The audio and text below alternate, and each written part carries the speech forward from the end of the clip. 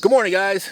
It is Tuesday the 31st. I want to wish a happy belated birthday to my mother. I'm out here in the garden and I am going to recognize some defeat. Last Wednesday, the wife and I actually sprayed nematodes in our garden, and as well as throughout the property. And we're going to drop a little snippet of the video here for you guys. We didn't get done with the video because it started to rain, but we have seen some successes on the property. I've seen a cutback on the crickets around the house, as well as the locusts. Haven't seen as many Japanese beetle, but it's starting to cool off, so that could be why we're not seeing as many Japanese beetles. But in one area we did take a loss, and we just have to recognize defeat.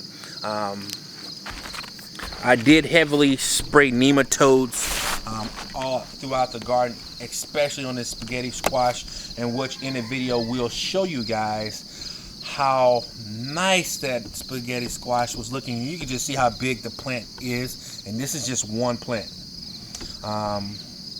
So the vine borer did their number. I did read up that the vine borer, if a squash such as a spaghetti squash don't have the ability to plant additional roots into soil, the vine is more acceptable to the vine borer.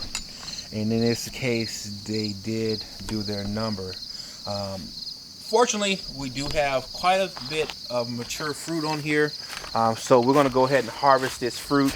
And we're going to put this fruit into our pantry so it has some time to ripen. There are some on here that are already ripened, like farther back. But these ones here that are not ripe, what we'll do is we'll just cut them off. That way they don't get any pest attraction. We'll cut them off, and then we'll put them all inside the pantry in a cool, dry area. And that way they have more time to mature. I should say more time to ripen. But you can see some of these guys have already started to get a slight yellow tone on them.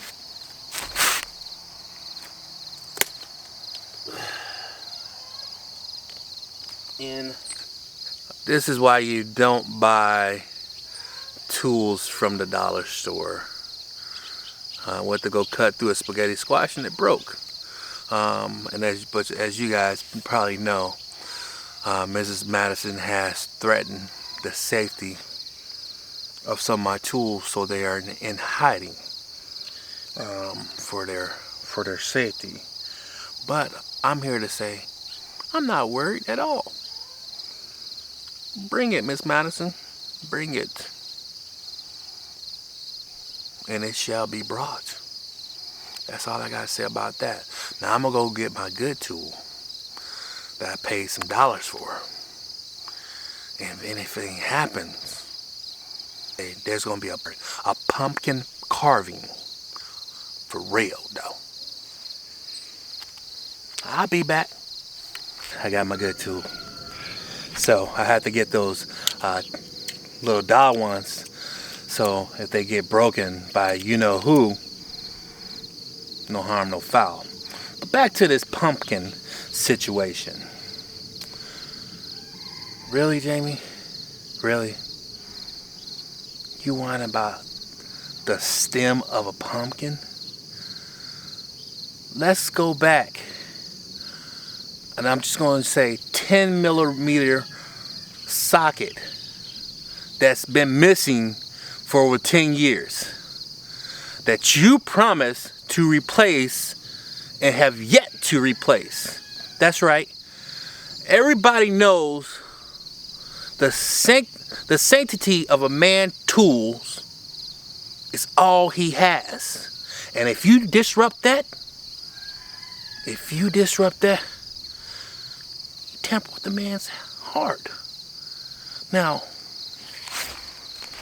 like I said before, bring it and it will be brought.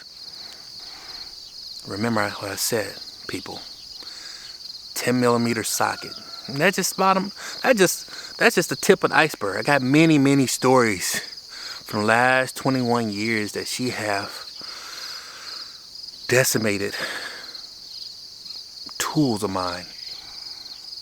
From sledgehammers, shot vacs.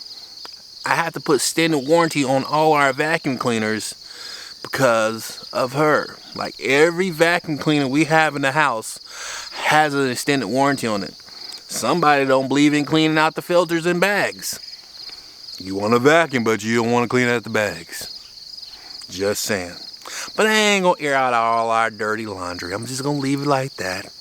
I'm gonna harvest these spaghetti squash. Show the people the spaghetti squash. But like I said, don't start none and it won't be none.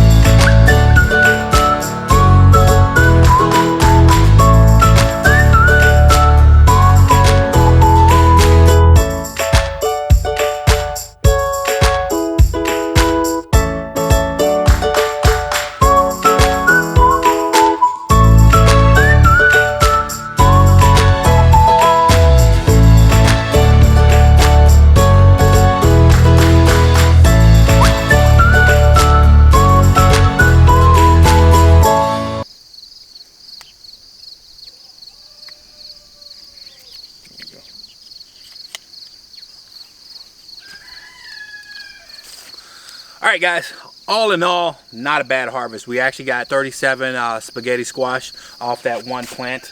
We're going to clean these off, put these all in the pantry, get them ripened, take them to most of them to the farmer's market. Some we'll keep for personal consumption. Leave some comments below. Let me know how you guys been handling the vine borer. What has the vine borer done to your plants, if any? Again, what I have read is, I guess, when vine plants such as a spaghetti squash or even our honeydew, which I'll show you here in the end, that's also receiving some havoc. If they don't have the ability to put in tap roots, the vine borer is more acceptable to the vine borer. I was not aware of that. This year we put down the black poly weed barrier because we had a lot of weed pressure. If you haven't seen that video, I'll put a link up here for you. But next year the goal is to not have any weed barrier in. We're going to be cover cropping this whole area for the winter. So hopefully it kills off the weed pressure and we'll do a chop and drop next year. But I'm not going to be too discouraged about this. This plant came, we got this plant on actually at the last minute. Cost us probably like 25 cents for the plant itself, and it yielded amazing harvest. So I'm going to chop that up as a win. Next year, I think we will do spaghetti squash again, but we'll do something a little bit different to hopefully help it have a longer lifespan than what it had this year. So I'm just going to leave it right here. Hopefully you guys like the videos. Please like, share, and subscribe. Make sure, again, tell a million friends or two. And then drop some comments below about the vine borer and the problems you guys been seeing with the vine borer. Catch you on the next one. Peace. As promised, guys, here's our honeydew. As you can see, there's some rough areas.